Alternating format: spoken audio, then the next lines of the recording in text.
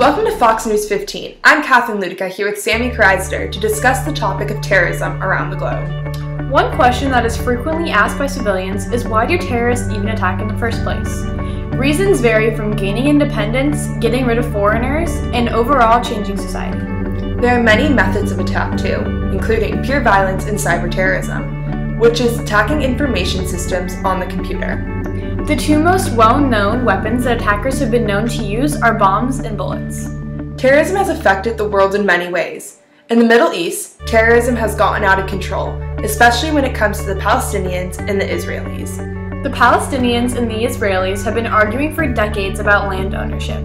The Irish Republican Army, otherwise known as the IRA, are also well known for setting off attacks in Britain due to the control over North Ireland. It doesn't stop there either. Terrorism is increasing rapidly and is developing all over the world in places such as East Asia, Africa, Latin America, and the USA, and many more.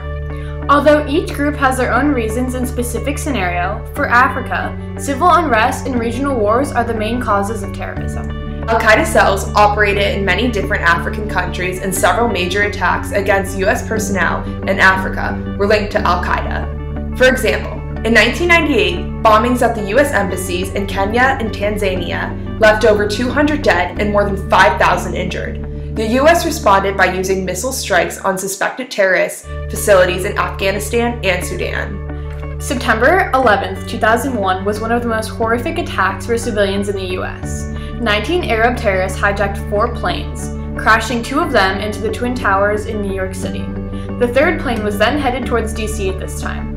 We were aware that the U.S. was being attacked, but unfortunately there was not much we could do to stop it. The third plane ended up hitting the side of the Pentagon, which is where it was found crashed. The fourth plane then crashed in Shanksville, Pennsylvania, due to passengers hearing about the 3 other hijacks and revolting against the terrorists.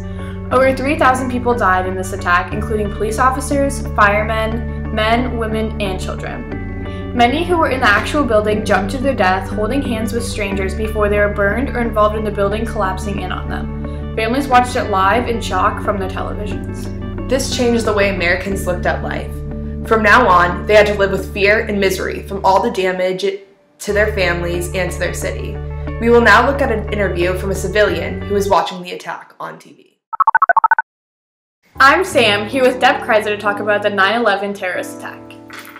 Where were you at the time of the 9/11 attack, and what were you doing? I was at home. I had just gotten my 2 older daughters off to school, and I was feeding my youngest daughter in a high chair.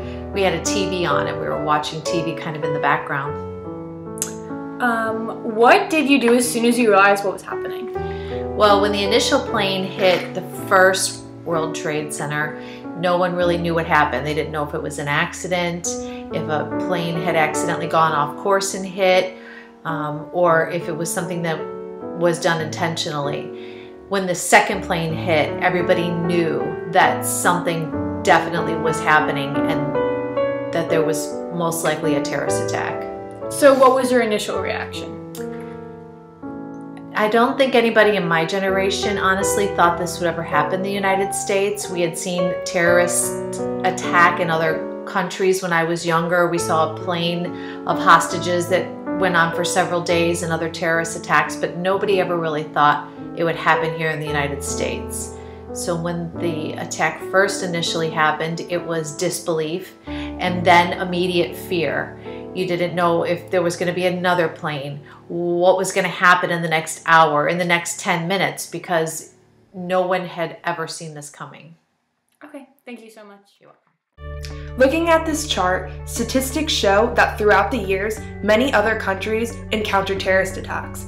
If you look at the North America subcontinent, you can see that terrorist attacks were foreign to us until 2001 hit. Before 9/11, terrorism was something Americans viewed as distant, as if it would never happen to them and only went on in other countries. Now, after 9/11, everyone is terrified things of this sort will happen again. On the same note, terrorism has almost become normal to the US, although it is shocking and scary at the same time. Attacks went on shortly after 9/11 as well. Letters were being shipped to news media and members of Congress. The letters were filled with the disease anthrax, which killed 5 people total from inhaling the fumes. No link was ever found behind these letters. Considering the world got very brutal very quickly, security and safety guidelines were increased and strictly enforced. The Department of Homeland Security was established in 2002 to help the U.S. fight against terrorism. U.S. officials began searching for the al-Qaeda terrorists in the U.S. The U.S. also started arresting and questioning many suspicious Arabs and Muslims. Many were angry because most of them arrested didn't commit any actual crime. The USA Patriot Act also became a law in order to try to decrease terrorism. The FAA ordered airlines to put bars on cockpit doors, helping to stop hijackers from getting control of the plane. Air marshals were also developed for the security of passengers. Sky or air marshals are fully trained security officers whose identities remain unknown by all passengers. Osama bin Laden, the main leader of the al-Qaeda terrorist group, was held responsible for the 9/11 attacks. He was hated by many, and after years of arguing and searching, he was shot in 2013 during the raid to capture him, 12 years after the actual 9/11 hit. Terrorism came to the world's attention in 1972 Summer Olympic Games in Munich, Germany.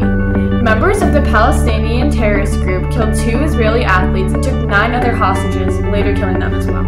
In 1995, sarin gas was exposed in the Tokyo subway. Recently, some terrorist groups have used biological and chemical agents in their attacks. They are equally powerful in generating great fear among the public. This development in terrorism is particularly worrisome because biochemical agents are relatively easy to acquire. Fortunately, yes. Earlier we talked about the Patriot Act, but there's also controversy questioning, does it take our rights away? Now for the most recent topic of terrorism, we will talk about the Islamic group, ISIS. ISIS's first attack against the US that went completely viral was the beheading of a young journalist. A video was posted publicly to the US of a young man wearing orange on his knees in an unknown desert location. One of the leaders of ISIS was standing there completely covered, hiding his identification while holding a large knife. The video was posted after the journalist's family sent ISIS a video of them begging for their son back. It was truly horrifying to the US. ISIS is doing these killings because of their religious beliefs.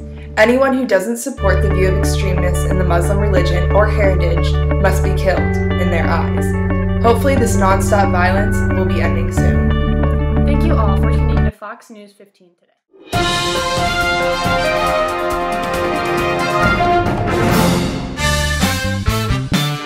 Al-Qaeda terrorists in the U.S.